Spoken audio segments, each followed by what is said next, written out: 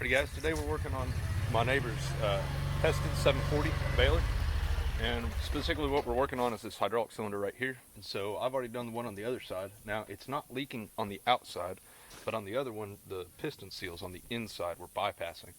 And so the way this works is this cylinder is what opens the lid here, and then whenever it gets all the way to the full travel this way, it pulls up a lock down here on the bottom. That's what locks the lid shut. So they ran into a problem with it earlier this summer. They were trying to bail with it, but then they couldn't get the lid to lock up because the piston seal in here was bad. And so they'd lock it up, but then it would just fall and unlock. So the other side was worse. It was the main problem. And but I recommended go ahead and getting a second seal kit on the way for this one, so that we can go ahead and just do this, because if the other one failed, this one's not far behind it. So I've said on the channel before that hydraulic cylinders are super easy to rebuild and pretty much anybody can do them. So today we're going to put that to the test. I'm actually not going to rebuild this one. I'm going to video my neighbor's hands, and I'm going to coach her through doing it. So she's never done one before, but she's watched me do the other one and a different one on their swather. So I think she's got it. So let's find out.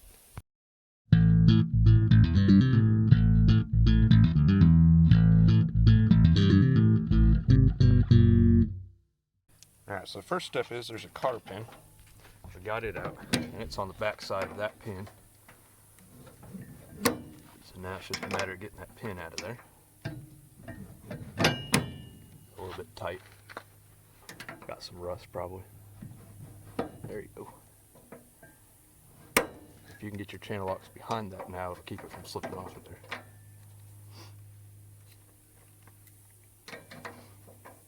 Now once that pin comes out, the cylinder will fall forward, and that's fine.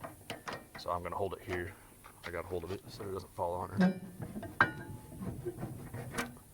Come on, pin. Make those channel locks just a little bit bigger so you can get a better grip on them. But you got it. So close. There it is. Alrighty. Oh.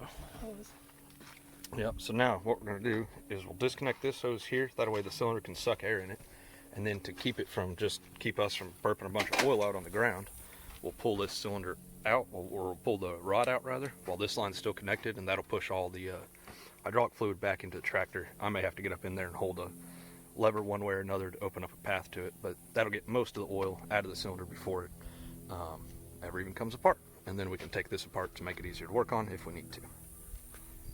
Really? So these cylinders have a snap ring on them in here. Now that that's out, whoop, should be able to just pull it right out of there. I think. Can you get kind of a, like, jerk it? A little bit of oil loss there. Yeah, like that. Not wanting to come. The snap ring on this one was kind of hard to get off, so there's a little bit of corrosion in there, but that's all that's holding it.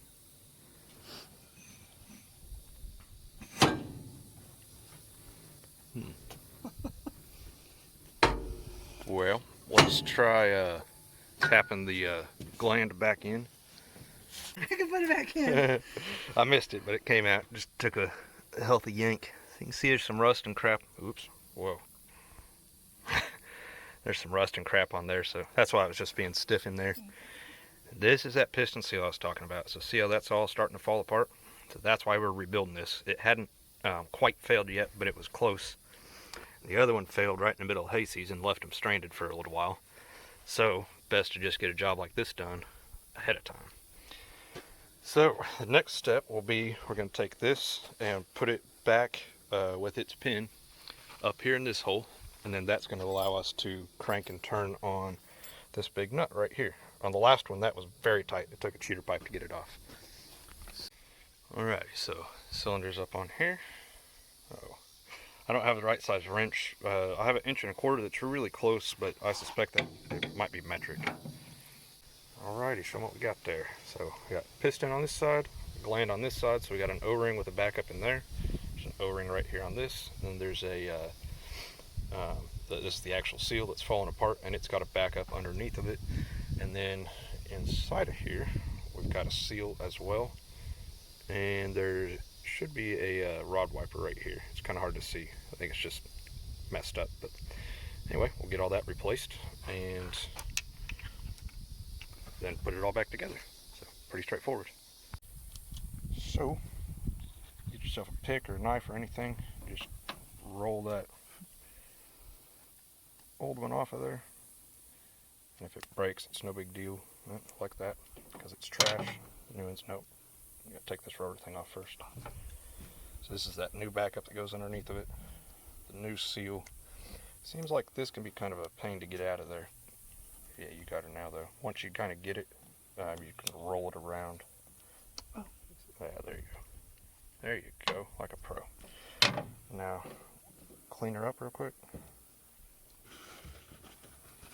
Clean as we can get it. There's part number, by the way, on the kit that we got. The worst thing for a hydraulic pump is dirty oil, so we'll keep as much crap out of there as we possibly can as we reassemble everything.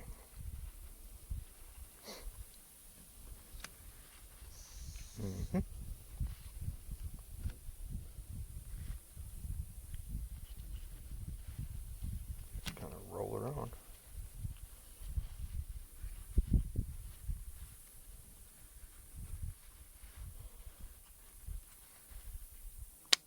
Just like that. That's the piston rebuilt. Next we'll get the O-ring and backup out of here, and we'll dig that seal out. And it seems like one of the hardest things to get back in there was the that seal, because it's so little in there.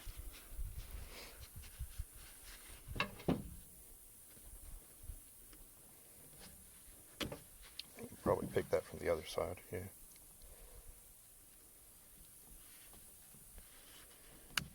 And roll it towards me, towards the shiny side, just because it's a shorter distance to go.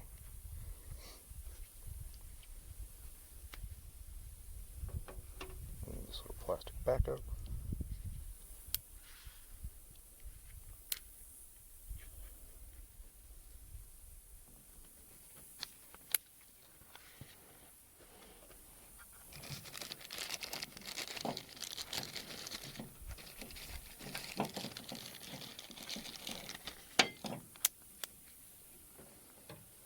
Same thing, clean it up.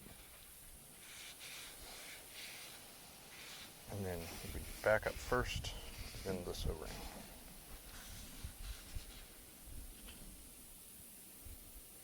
Those backups are stiff, they're kind of hard to get on. Maybe that's what I was fighting on the last one, I don't remember.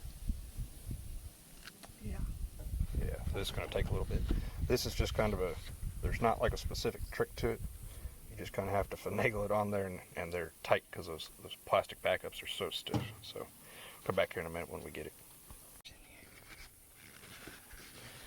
On these seals, this side's got kind of the lip on it, and this side does not. The side with the lip always goes towards the pressure. So in this case, the lip will go in there this way, right? Like this.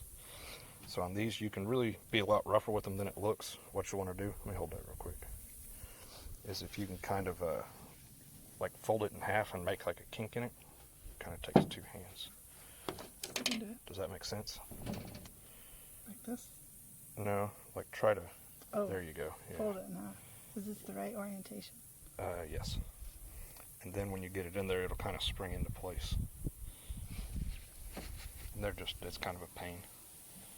But they make special tools for bigger ones that'll fold them up for you. And you don't have to do it that way outside, but that's what you want to do, is if you can get that started in there and then like squish it in half so that it'll kind of kink into the middle of itself.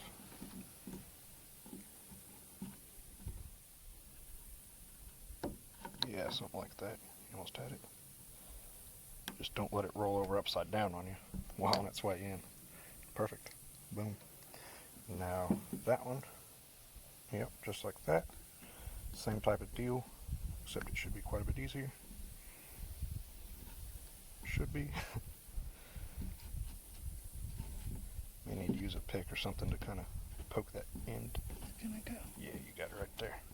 Sweet. So now then, let's take these back over here. Let's go this way. Other way? No, you're right. This way. Yep. just have to work it onto that new seal. Just like that. Oh, we got an O-ring there.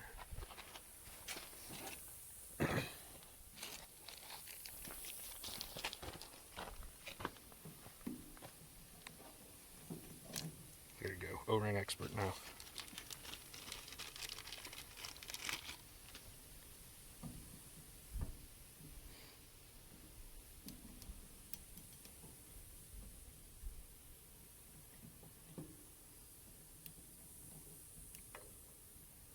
Just like that. This goes on there like that.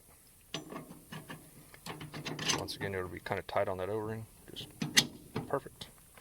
And now we'll put the nut on and then shove it all back together. So at this point, that is resealed. So now all we got to do is just literally tighten this nut up and then shove everything back together and put the snap ring, new snap ring on the end. Let's clean those up with a file real quick. Okay, now that nut's on there, yep, you got it. Just have to kind of work it in there. Go. Kind of twist and turn it. That usually helps. Yeah, they're tight.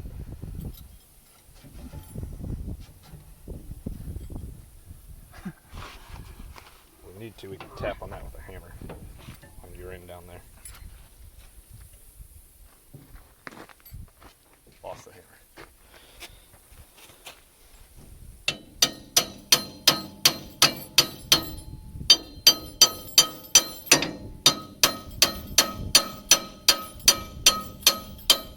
See if you can shove it down.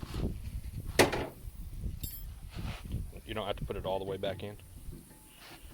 Yeah, there you go. There she goes. Right there's fine. So now I brought this punch over. So I'll hold that up and then just use this punch and hammer and drive that up in there.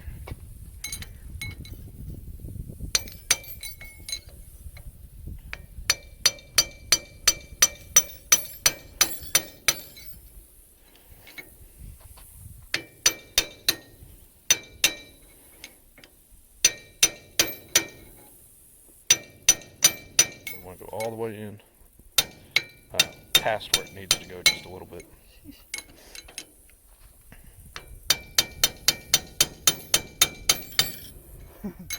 Slide that down towards me, and I'll hold on to it here.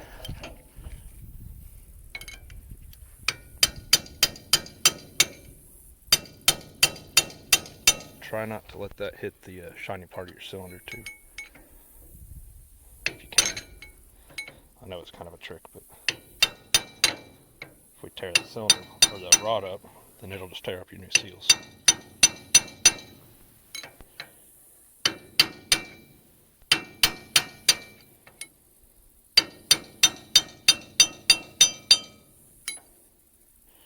Almost there.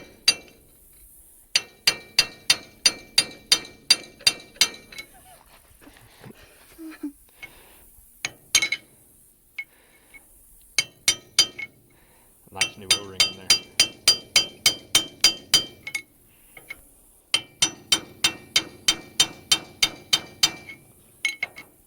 So close.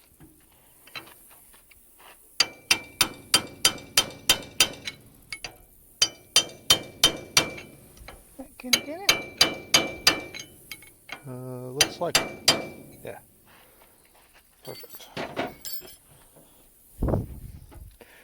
The last step is this snap ring, and we forgot earlier when we were assembling this, but you want to put that on there before you restack the gland and the piston.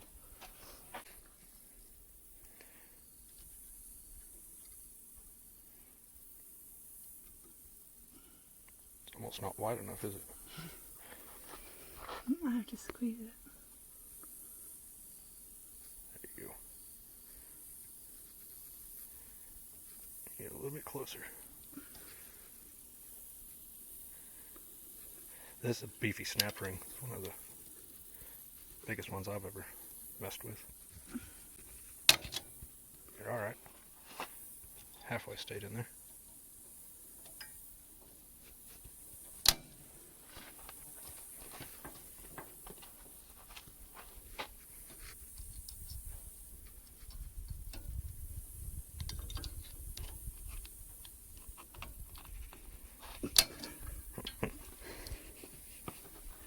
it's almost like I can't push it together.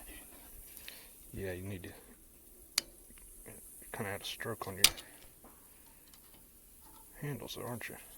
Mm-hmm.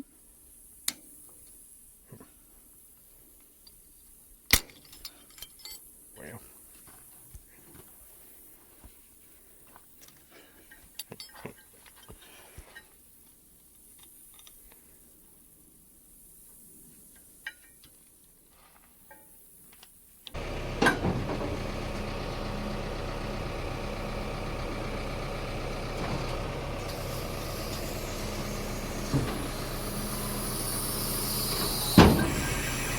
See how it pulls that whole cylinder up at the end? That is connected to this bar that locks that in place. You can see it's got a little sensor on it right here. So there we go. Job's done. So thanks for watching, guys. See you guys next time.